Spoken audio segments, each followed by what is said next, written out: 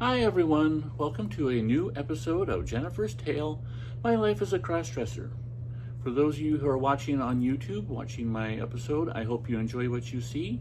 I hope you check out my previous episodes, and I think there's lots of useful information there if you are a crossdresser or a friend or wife of a crossdresser. I think there's lots of tips and tricks and thoughts and stories and stuff for you to watch. Likewise, if you're listening via Spotify or iTunes, I hope you enjoyed this episode. And I hope you check out previous episodes of Jennifer's Tale for the exact same reasons. There's lots of useful information, and I think you'll enjoy what you hear. So, today's episode I've entitled, What COVID Did to Me. Now, I've kind of mentioned this, I think, a little bit here and there, but I've never talked about it just as a solid topic in and of itself.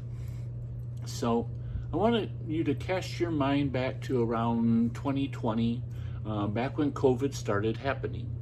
Now, back then, in my world, I had told my wife about my cross-dressing. I had dressed up for her once. We had fooled around in the bedroom a little bit, and that was kind of as far as it went. Well, when COVID hit, the world stopped. Except for me and my wife. We both work retail, and the jobs that we had, she was deemed an essential worker. She had to keep on working, so her world didn't really change all that much.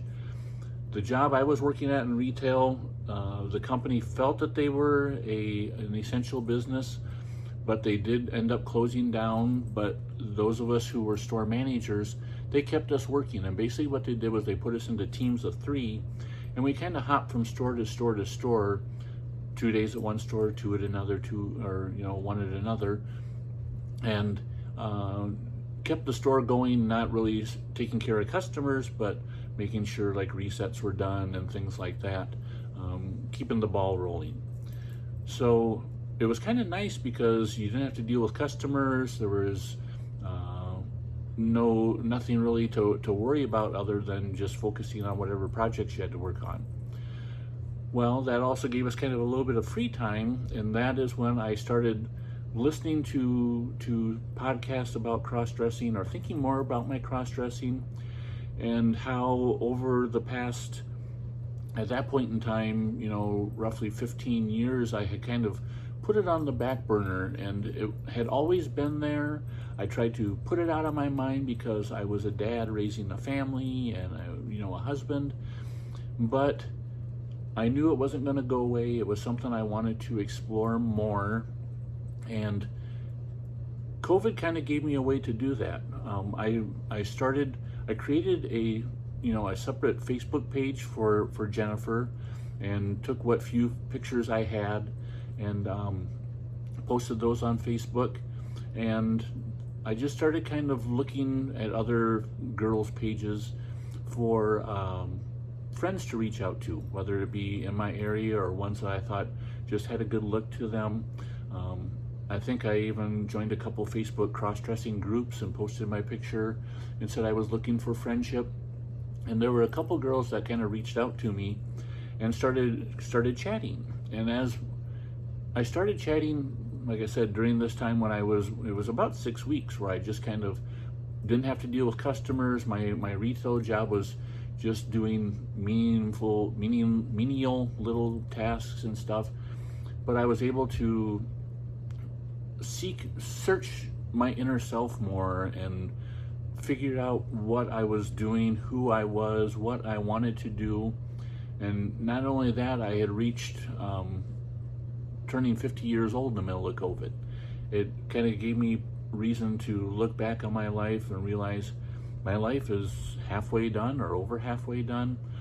What happiness am I missing out on? What do I want to do differently to make myself happier? And there were a couple girls in particular that spring to mind as ones who either I reached out to and they were nice enough to chat back with me, or they reached out to me and we kind of struck up an online friendship. And they kind of helped me figure things out. One of them was a cross-dresser herself, who now, as time has gone on, realized she is transgender and is on her way to changing. Another woman who reached out to me and we became really good friends is somebody who has gone and had a complete change. But they were able to help me. I was able to talk to them about my feelings. It's kind of therapy and talking to a counselor without actually spending the money on one. Sometimes it's nice to just have a sounding board or a girl who can relate to you and your feelings and stuff and kind of help you figure things out. And during this time of COVID, what it allowed me to figure out is, first and foremost, that Jennifer is a part of me who I shouldn't be ashamed of. She's somebody who is part of, makes me the person that I am as a whole. You know, I am very proud of the woman that I am. I am somebody who's kind, considerate. I try to help others, which as my male self, I'm kind of the same way. But it's just, this is a way for me to kind of express myself, and it's something I wanted to do more. And by talking to these two girls as well as some other ones, I was able to realize that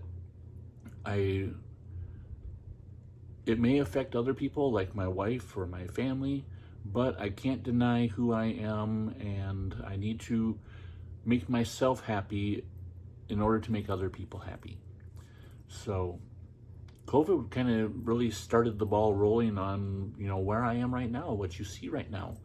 This podcast is part of my exploration of Jennifer and what I wanted Jennifer to become.